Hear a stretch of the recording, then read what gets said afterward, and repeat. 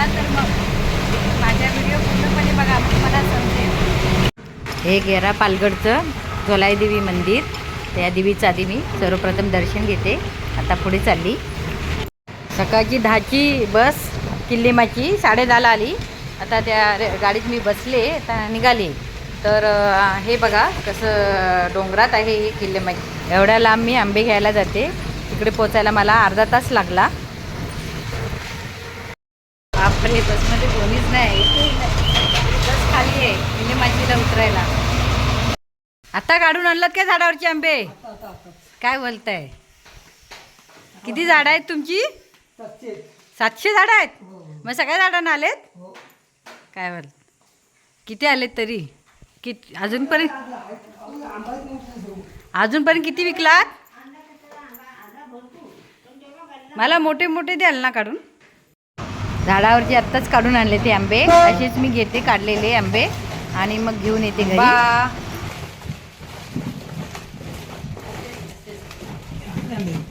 आत्ताच आणले ते, मी बोललो ना काढायला बोलून. आजीने मला जेवायला दिलं. बघा मी इथे आता आंबे घ्यायला आले. 250 आंबे घेतलेत. आपल्या इथे काय बोलतात ते किल्लेमाचीला, घेरा पालगड. तर आजोबा बोलले जेवून जा. मी निघत होती तर म्हणतात जेवून जा. बघा कशी माणसं कोकणातली गोड आहेत माणसं. आलेल्या माणसांना उपाशी पाठवत नाहीत. आता मी जेवते. पंखा वगैरे लावली नाही, पाणी पण देत आहेत. आजी खूप छान आहे, गोड आहात तुम्ही. आजोबा धन्यवाद. जेवते मी, तुम्ही दिलात जेवण आहे ना? होय काय? अरे वा, आज मटण केलंय. एवढं लवकर कसं काय बनवलं?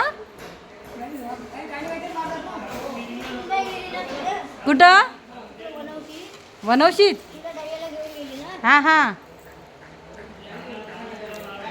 खूप छान झालं मटण. हे बघा मटण आहे, तांदळाची भाकरी, भात आणि डाळ आहे. खूप छान केलं जेवण. मटण आणि तांदळाची भाकरी. चुलीवरचं जेवण आहे. जेवण चुलीवरचं आहे. खूप छान झालं जेवण. माणसं बघा कशी गोड आहेत गावागावातली. आपण कधी गावागावात लांबच्या जात नाही, पण असं बाहेर गेल्याशिवाय लांब लांबच्या गावात आपल्याला पण समजणार नाही ना माणसं कशी आहेत. खूप गोड आहेत माणसे.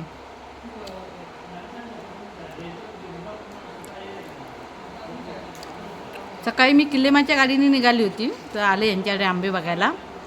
तर आंबे मिळालेत 250.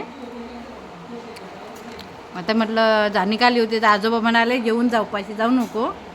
आजीने पण जेवण दिलं मला जेवायला. आमच्या इकडे वातावरण खूप छान आहे हो. आहे ना, शुद्ध हवा. पंख्याची जास्त बाहेर गरज नाही लागत. हां नाही बरोबर आहे. चुलीवरचं जेवण बरेच दिवसांनी खाते. आईकडे गेले की खाते, पण आता सध्या आईकडे नाही, घराचं काम चालू आहे ना, कलर काम वगैरे. दस्तुरी स्टॉपला, मराठी शाळेच्या बाजूला. हां हो हो, तिथंच त्याच्या पुढे. या कधी आलात तर. हां का बा,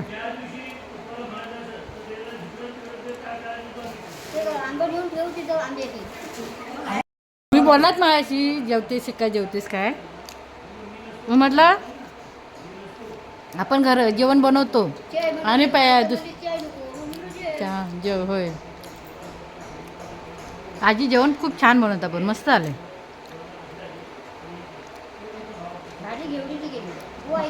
हां हां, काय बोलताय?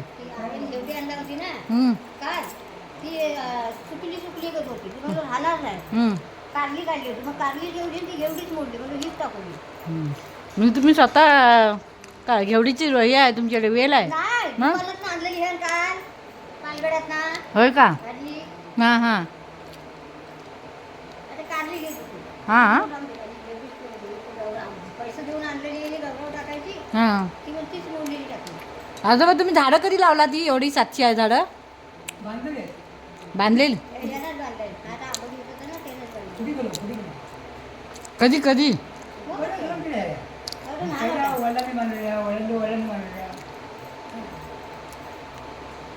वडिलांनी बांधलं होतं ते मग नव्हतं व्हायचं होतं त्यांनी आता बांधलं तसं वाढलं मुलग्याने लहान असतानाच बांधायचं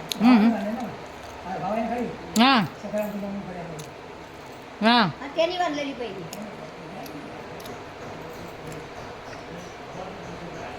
तुमच्या इथं आंब्याला कसं फवारणी नाही काय नाही चांगला आंबा चांगला असतो हम्म. फवारा नाही म्हणत फवाऱ्याचा आंबा आहे ना त्याला हे नसतं हां हां सुटेला आलं हा यांचा मुलगा आहे तुम्हीच काढलात का आंबे चढून झाडावर आंबे चढून तुम्हीच काढलात अरे वा मेहनत भरपूर आहे या लोकांची मजुरीचा गेला होता 400-500 रुपये द्यायला काय मजुरी केला तर मजुरीचा हे बघा आता आंबे घेतले कशासाठी आले होते ते समजलं ना आंब्यांसाठी आंबे घेण्यासाठी आले होते कलमी आंबे बिना फवारणीचे त्याच्यासाठी मी एवढ्या लांब आली आता हे आंबे रिक्षात भरते आणि घरी घेऊन चालली आता अजून एक आहे ना अजून एक आहे ते 50 आहेत गावात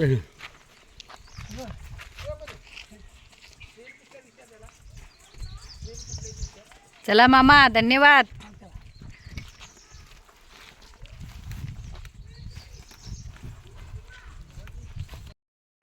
बाय बाय